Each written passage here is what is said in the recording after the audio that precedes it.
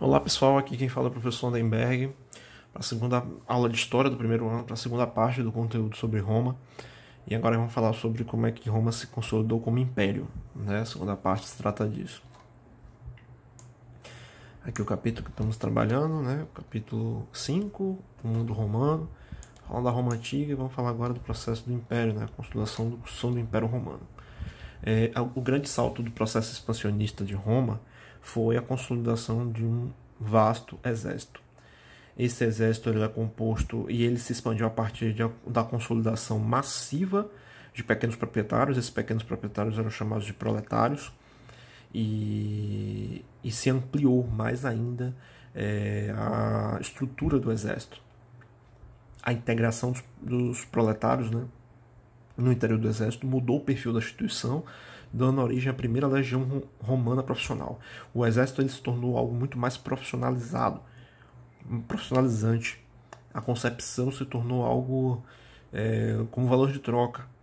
O fator agora não é simplesmente em defesa das terras. O fator agora era na formação, era na expansão de novas terras e agora uma organização militar, vamos dizer assim, mais profissional. Os combatentes tornavam-se verdadeiros soldados. Aliás, a palavra deriva exatamente da nova condição, receber soldo, isto é, um pagamento pelo serviço militar. Em busca da compensação econômica, os soldados se tornaram cada vez mais leais aos seus generais, que por sua vez passaram a usar esse apoio para fortalecer suas ambições políticas. O resultado foi a progressiva politização do exército, que se transformou em um rival do Senado. Esse é o grande salto das primeiras mudanças estruturais de Roma, da imensa Roma, e toda sua formação e toda sua estrutura no decorrer do território europeu e até mesmo no norte da África e na Ásia. É o seguinte, a construção do império se dá muito por conta do protagonismo do exército. E esse protagonismo do exército está primeiro à frente no processo de reestruturação das forças militares. As suas lideranças, da qual vai ganhar muito mais agora protagonismo político, porque vai ter muita força e isso vai gerar mais ambições políticas. E esses generais, esses grandes líderes dos exércitos, tendo os soldados leais, eles vão ter muito mais força para rivalizar contra o Senado e os políticos. O fortalecimento do exército estimulou a ambição política de vários generais. O próprio Caio Mário foi cônsul 6 vezes seguidas, que era um grande general da época. O seu rival, o general Silas, chegou a tornar-se ditador vitalício em 81 a.C. Roma estava à beira de um colapso político. Quando se estabelece o império, é uma contradição isso, né? Da mesma forma que Roma ele vai se tornar um grandioso império de dominação,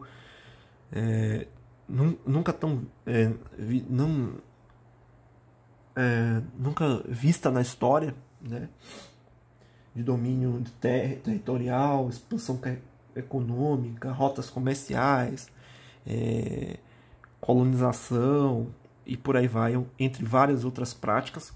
Ao mesmo tempo que se estabeleceu isso através do Império, gerou-se muitos conflitos políticos, muitas contradições políticas. E aí vamos entender o Império a partir do tempo de César, o grande imperador César, que posteriormente se tornará um título, né? Depois de Caio, Mário e Silas, foi a vez de César adotar formalmente o título de ditador, atingindo as bases da República e abrindo um caminho para a fundação de um governo imperial.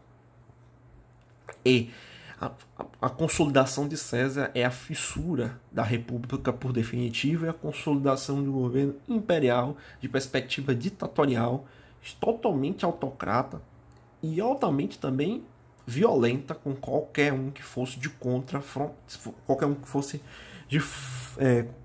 frontalmente ao imperador. O membro de tradicional família patrícia, Júlio César, foi eleito para o cargo de cônsul em 59 a.C. Aliou-se a outros dois generais, Pompeu e Crasso, formando um triunvirato para governar Roma. Durante essa fase, Roma expandiu consideravelmente suas fronteiras. Em 58 a.C., conquistou a Gália, atual França.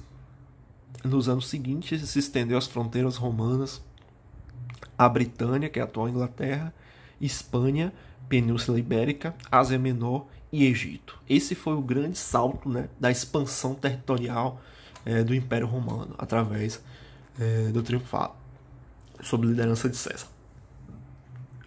As conquistas de César lhe renderam a condição de o principal general romano e despertaram a admiração dos historiadores antigos.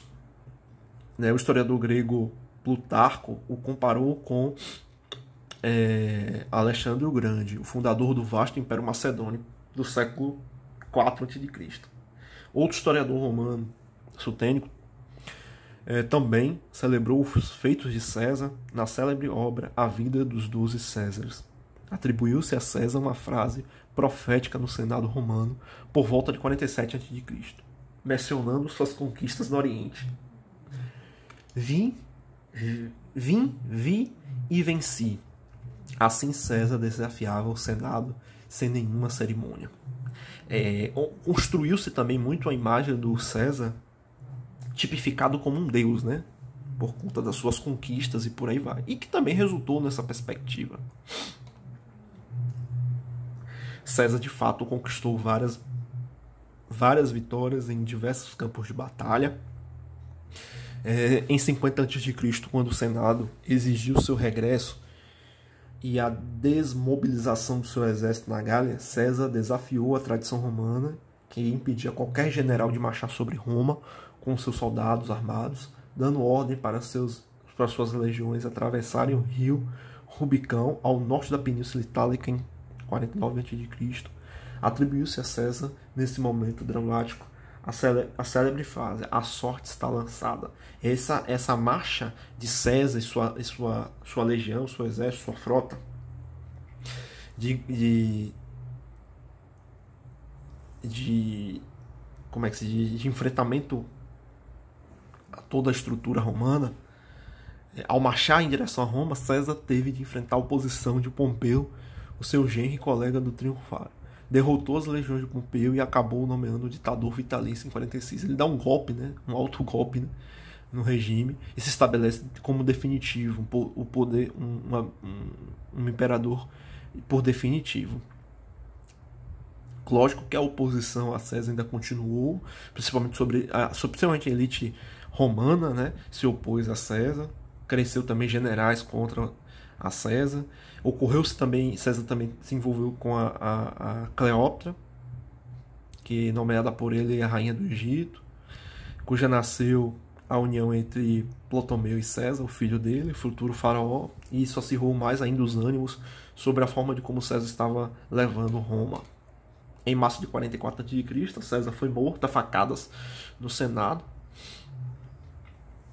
e foi morto por um homem de confiança, que era Brutus. As últimas palavras do virtual fundador do Império Romano teria sido: até tu, Brutus, para lembrar que essa expressão até hoje é utilizada, né? Mas, lógico, não foi César o primeiro imperador, se estabeleceu outros imperadores e vamos entender aí a Pax Romana.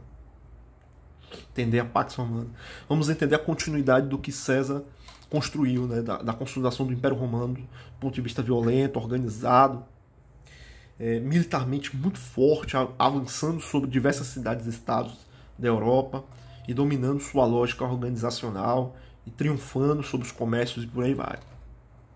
A Pax Romana.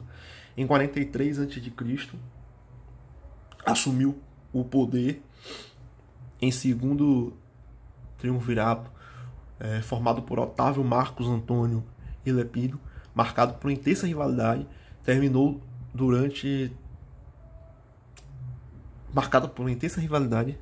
diante da concentração de poderes na mão de Otávio em 40 a.C., que recebeu do exército o título de imperador. Para ressaltar a sua relação de parentesco com César, divinizado após a morte, Otávio incorporou a denominação César ao título de imperador. O Senado confirmou o seu título em 27 a.C. e acrescentou-lhe outros como príncipe, primeiro cidadão romano, e Augusto, o título reservado aos deuses pelo nome pelo qual passou a ser conhecido. Findava a República Romana. Esse salto, para ressaltar sua relação de parentesco com César, divinizado após sua morte. César, ele foi tratado como algo divinizado, né? Criou-se um grande mito também em torno de César. César, ele se tornou uma grande figura popular, porque César, enquanto imperador, não só foi por conta das conquistas, mas até mesmo por uma relação carismática com as camadas populares.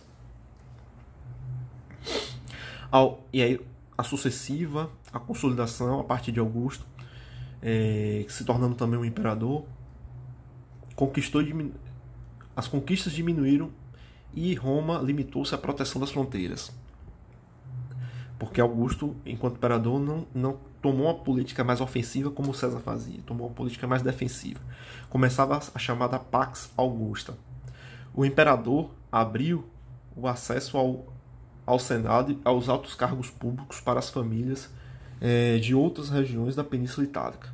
Promoveu a construção de várias obras públicas, inclusive nas províncias, empregando muitos cidadãos desocupados. Como Augusto, o primeiro imperador da dinastia Júlio-Claudiana, o império conheceu um período de prosperidade. O mar Mediterrâneo passou a ser chamado de Nosso Mar pelos romanos, servindo de ligação entre os mais diferentes regiões do império. Pelo mar, os romanos transportavam com segurança cargas preciosas conduzidas até cidades mais distantes por redes de estados que foram construídas por Augusto. Quais foram os sucessores de Augusto, né? Vamos dar continuidade ainda sobre o que é o império.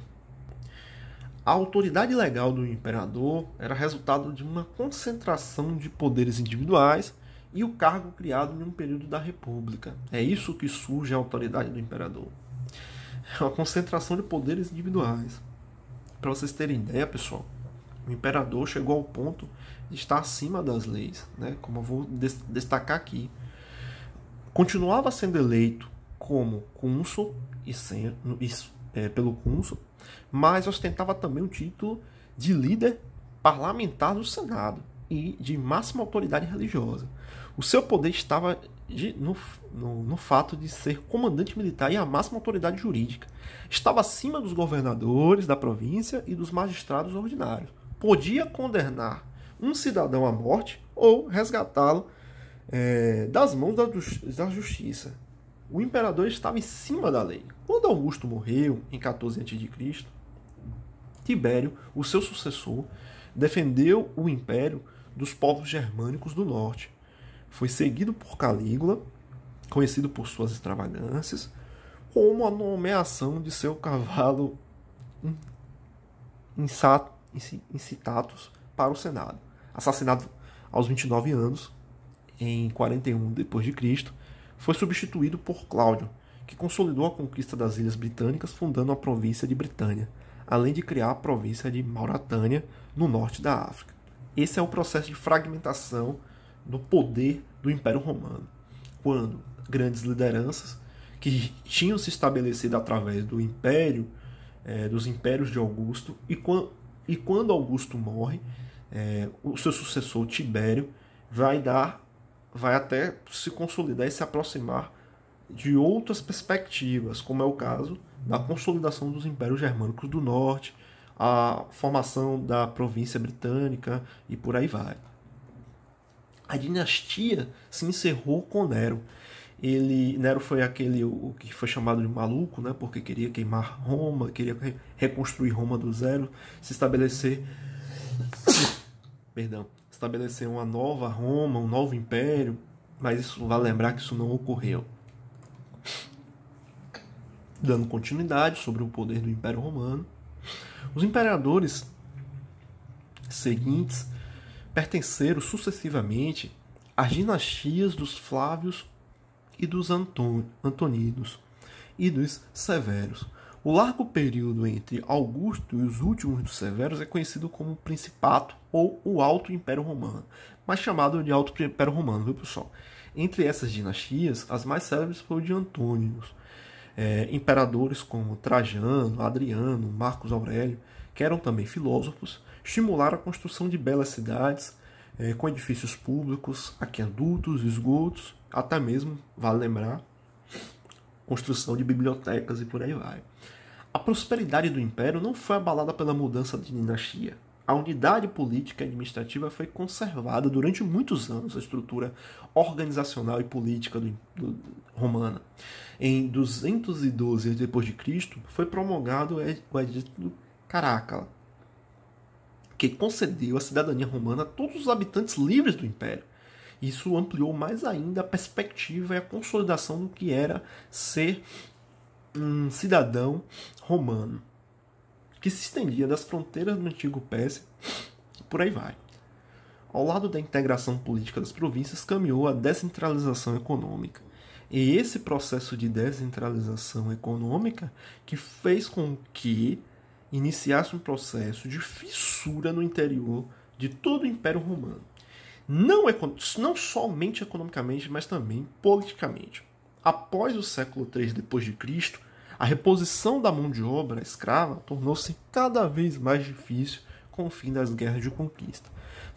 Na tentativa de suprir essa falta, leis sucessivas tentaram prender o pequeno arrendatário à terra e que também facilitava a cobrança de impostos, buscando solucionar os problemas econômicos. E o imperador Diocleciano proclamou em 301 o Edito Máximo, limitando o preço de produtos e salários, tendo uma maior participação nas decisões e nas organizações das relações econômicas e das atividades produtivas. Por exemplo, e tendo uma maior crise na mão de obra escrava, abalaria com profundidade a economia romana, porque durante muito tempo toda a estrutura econômica do Império Romano se estabeleceu através da mão de obra escrava. E vale lembrar que as coisas mudaram no interior do Império Romano, muito também por conta da sua expansão e sua relação com outros povos e com outras dinâmicas de atividades produtivas. E aí o que entra em choque, em que entra também, ou um outro elemento que faz parte da mudança do Império Romano e também da sua fragmentação e crise, é a expansão do cristianismo, que teve um papel fundamental em que fez com que o Império Romano rompesse com sua lógica da crença em vários deuses e também na perspectiva de que o imperador era um deus, estabelecendo agora o cristianismo, posteriormente com outro imperador. Cristianismo, de Jesus aos mártires. Os romanos adotaram na Judéia, berço do cristianismo, a mesma política das outras regiões anexadas por Roma. As populações conquistadas tinham liberdade de culto desde que estivesse sob o controle dos sacerdotes de cada credo e não desafiasse as autoridades imperiais.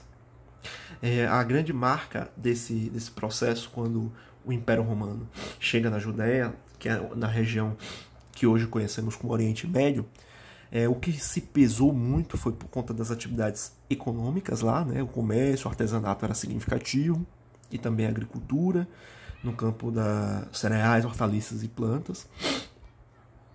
Mas tem um outro elemento também, que eles também sofreram, o Império Romano, foi a partir das tensões e revoltas por parte dos zelotas. Alguns estudiosos falam que Jesus eram oriundos também desse grupo, os zelotas que enfrentavam o Império Romano. Mas a forma de como Jesus foi ser perseguido também estava atrelado à forma de como ele se concebia como um líder, não somente como um líder político, mas também como um líder espiritual e religioso, pois ele era tratado como um profeta. E isso um Messias, perdão. E isso entrava em choque com as percepções, as perspectivas dos fariseus, que era uma facção religiosa dos hebreus naquele contexto. E isso fez com que depois os fariseus, os hebreus, perseguissem em conjunto com os romanos Jesus e também enfraquecesse os zelotas.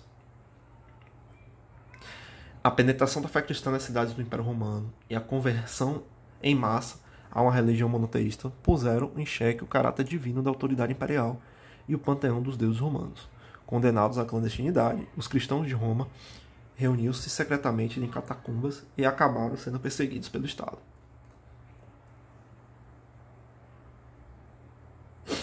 O auge da perseguição aos cristãos ocorreu no tempo do imperador Diocleciano, no começo do século IV.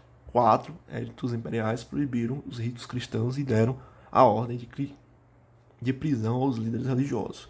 A perseguição se intensificou a ponto de ordenar-se que todos os cristãos dos impérios deveriam prestar culto aos deuses imperiais, sob pena de morte. Lógico que muitos cristãos se rebelaram contra essa perspectiva.